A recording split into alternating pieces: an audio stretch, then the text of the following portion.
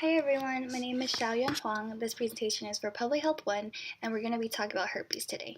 So what is herpes? Herpes is an infection that causes open sores, commonly in a genital and mouth area. It is caused by herpes simplex virus, either type 1 or type 2. Type 1 is commonly known to cause cold sores and is primarily transmitted through oral to oral contact. And type 2 is usually the known cause of genital herpes, and it is transmitted mostly entirely through sexual skin-to-skin contact. So why does this problem exist in our society? There's currently no cure for herpes. This is why the problem still exists, but it is considered a controlled infection, and medication can be used to suppress symptoms and relieve pain. And then herpes is very prevalent in our society because it's easily transmitted. There's no cure, and people can transmit it very easily without even knowing, because some symptoms can stay dormant for a very long time. And how did this happen? So herpes virus has actually been around for a very long time, even before the evolved human formed. We just know the species lineage split and the virus evolved and genital herpes type 2 appeared. And where did this happen? We know that the Homo erectus originated from Africa and Eastern Asia, and right now the herpes is prevalent in 2/3 of the world population, so basically everywhere. And what are the risks for the community in the future? Herpes virus is easily transmitted, but there's no huge risk to the community because in most cases it's not deadly. It's only very dangerous if you have sexual contacts with someone with HIV, because it can increase your own chances of contracting HIV. And secondly, if you're a woman in your 3rd trimester of your pregnancy, because it can affect the fetus. And as long as the community is educated about the prevention of the virus and stray away from risky behavior, there's really no danger with herpes. And in this graph, you can see the prevalence of herpes in different areas of the world. So what were the etiological factors of herpes forming? Well, again, it's been prevalent for millions of years.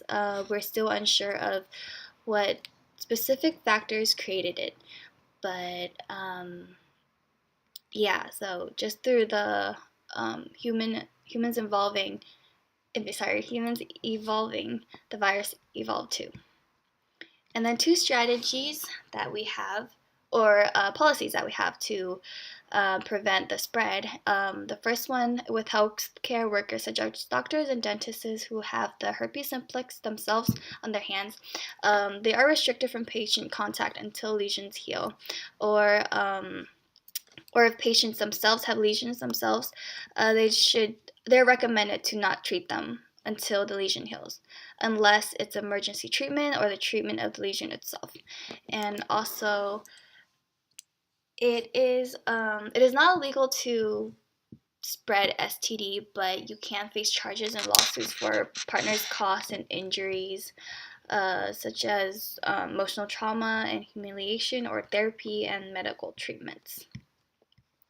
And 2 examples of, again, the problem of herpes has not been solved, but these are the ways that other cultures have tried to prevent it. So in the Roman Empire days, when a herpes epidemic hit the Roman Empire, the emperor banned all kissing, which obviously did not really help. And in China right now, it is actually mandatory to report new cases of sexually transmitted disease. So yeah, the world has not been rid of herpes, and not much can be done about it now, which is why there's not much laws or policies against herpes. The only thing people are urging people to do right now is prevention and education. And so what should be done to prevent the reoccurrence of the public health problem? So herpes simplex virus is so common nowadays due to its ease of transmission and lack of cure. The WHO concluded that through research in Ghana, they concluded that aciclovir should be the first line of therapy to treat genital ulcers. But besides that, they urge people to be more educated about the virus and to avoid doing risky behaviors. And if contracted, they should immediately seek medical help just so they know the facts and how to deal with it, and if they should go into therapy. And also, they should let their partners know if they have it themselves so the uninfected partner will not become infected.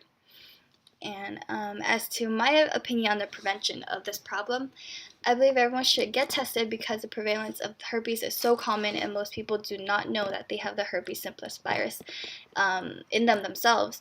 And symptoms don't show for a very long time for some people and sometimes not at all. And schools should definitely be more educated on the topic. Before researching for this assignment, I really didn't have much knowledge about herpes, so this was a definitely a topic people should know about. And in addition, with education, we can fight the prevention, but also lift the negative stigma that comes with herpes. Many people who have herpes suffer mostly from judgment and hate from peers instead of the actual infection itself. And these are the references that I used.